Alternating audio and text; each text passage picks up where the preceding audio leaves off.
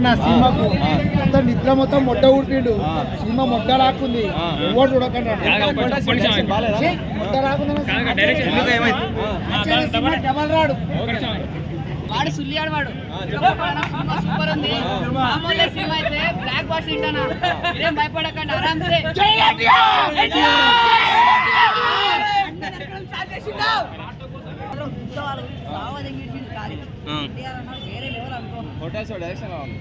fights ఎలా ఉన్నాయి మూవీలో ఫైట్స్